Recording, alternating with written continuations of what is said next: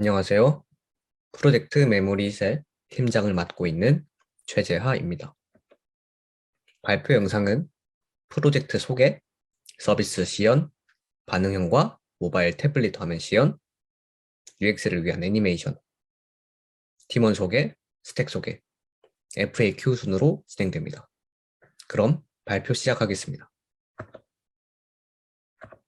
우리는 다이어리를 쓰고 지난 날을 다시 돌아보곤 합니다. 그것을 추억에 빠져든다 라고 말하기도 하고요. 저희는 사람이 무엇에 추억에 빠져드는지를 고민하게 되고 하나의 결론에 도달했습니다. 바로 감정입니다. 그날 느꼈던 감정을 다시 느낄 수 있다면 비로소 다시 그곳으로 갈 수 있게 되죠. 메모리즈에서 오늘의 감정을 책상으로 함께 남겨볼 수 있습니다. 메모리 사용 방법은 정말 간단합니다. 기억에 남는 사진을 선택하고 느꼈던 감정을 골라주세요. 여러 감정을 선택해도 좋고 간단한 글과 함께 작성해도 좋습니다. 그리고 어떤 곳을 다녀왔는지까지 지도에 남겨둔 뒤 작성 버튼을 누르면 끝입니다.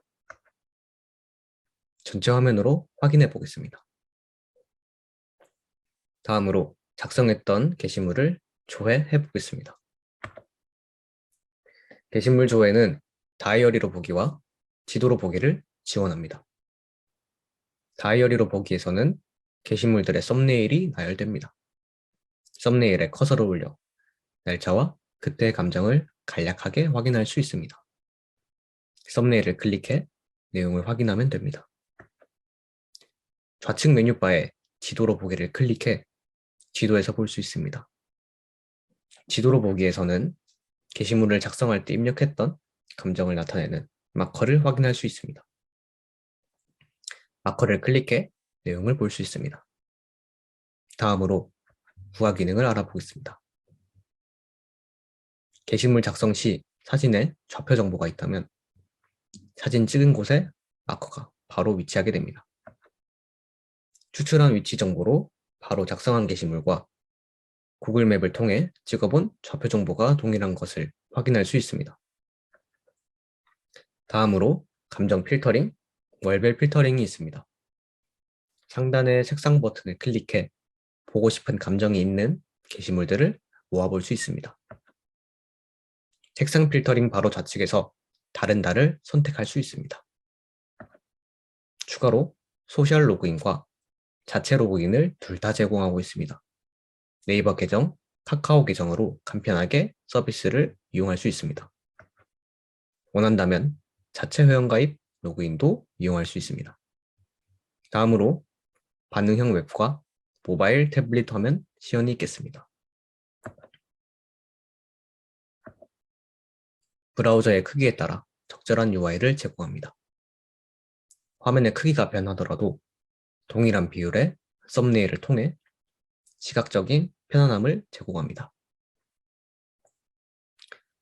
로그인 회원가입 창도 크기에 따라 다른 UI를 제공합니다. 다음으로 실제 모바일, 태블릿 환경에서의 간단한 시연이 있겠습니다. 모바일은 갤럭시 노트 20, 태블릿은 아이패드 에어 4세대를 기준으로 보여드리겠습니다. 모바일과 태블릿에서 실제 터치 슬라이드 기능을 제공하고 있습니다. 다음으로 UX를 위해 사용된 애니메이션을 간략하게 소개하겠습니다. 왼쪽부터 월별 게시글 조회에 사용된 드롭다운, 게시물 작성과 감정 필터링에 사용된 버튼, 그리고 게시물 작성 시 사진 또는 감정을 선택하지 않을 경우 보여주는 경고 메시지와 게시물 작성 시 유저의 위치 정보를 로드 중일 때 보여주는 로딩바가 있습니다.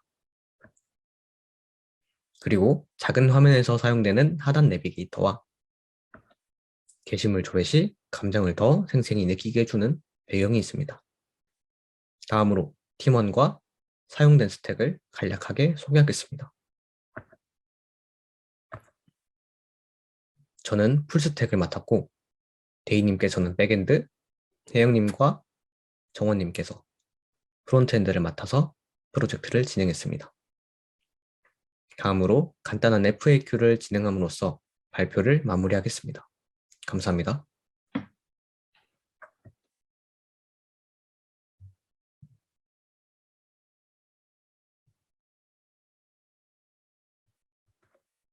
네, 마커의 크기로 인해 특정 거리를 넘지 않는 마커끼리 겹치는 현상이 있음을 인지하고 있습니다. 해당 문제는 카카오 지도 API에서 제공하는 마커 클러스터를 이용해 유저 경험을 해치지 않는 마커로의 발전 가능성을 염두에 두고 있습니다. 그 외에도 더 개선시킬 사항은 지금도 검토 중에 있으며 고쳐야 하는 버그가 발견된다면 프로젝트 종료 후에도 업데이트를 진행할 예정입니다. 감사합니다.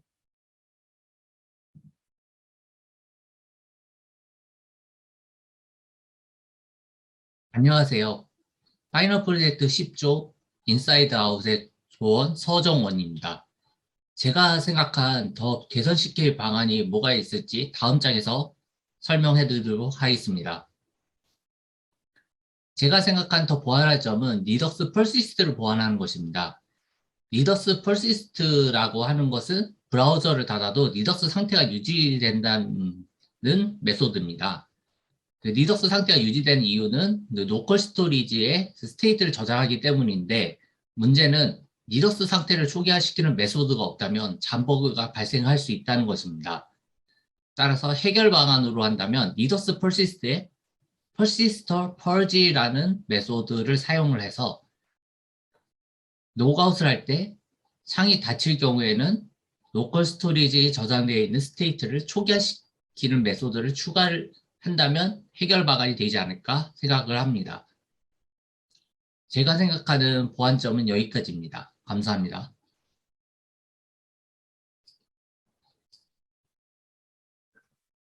안녕하세요. 저는 이번 메모리 프로젝트에서 주로 CSS를 담당했던 김혜영이라고 하고요.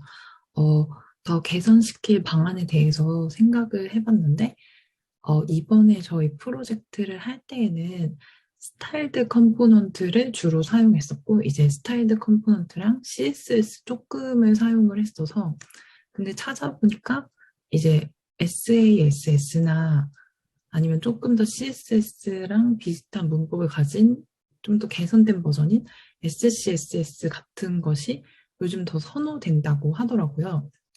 근데 그거 같은 경우에는 뭐 컴파일을 시키고 다시 뭐 공부를 해야 되는 부분도 있어서 스타일드 컴포넌트를 이미 조금 공부를 해놨으니까 그게 훨씬 더 편하고 빠르게 쓸 수 있어서 스타일드 컴포넌트만을 사용했는데 만약에 시간이 더 있거나 하면 SCSS를 조금 더 공부해서 두 개를 뭐 같이 쓴다거나 아니면은 뭐 정말 성능이나 모든 측면에서 SCSS가 더 확연하게 좋다면 그것으로 아예 새로 스타일링을 하는 것도 어떻게 보면 개선시킬 한 가지 방향이지 않을까라고 생각합니다.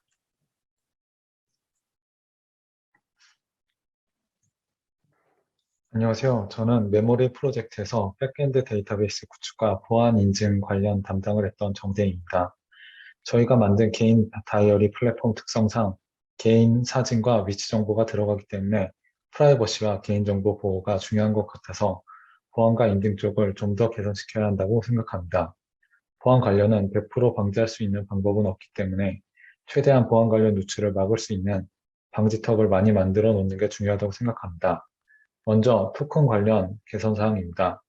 JWT 토큰 특성상 토큰을 클라이언트에서 관리하기 때문에 서버에서 관리할 방법이 없지만 리프레시 토큰과 액세스 토큰 둘 다 데이터베이스에 저장해 놓고 둘 중 하나의 토큰이 탈취됐을 시 데이터베이스에서 토큰 정보를 비교해서 일치하지 않으면 모두 만료시키는 방법으로 보안을 좀 더 개선시킬 수 있을 것 같습니다. 그리고 OOS 인증 외에 핸드폰 문자 인증, 이메일 인증 등 인증 과정을 추가해서 좀 더 사용자 정보 보안을 강화시킬 수 있을 것 같습니다. 들어주셔서 감사합니다.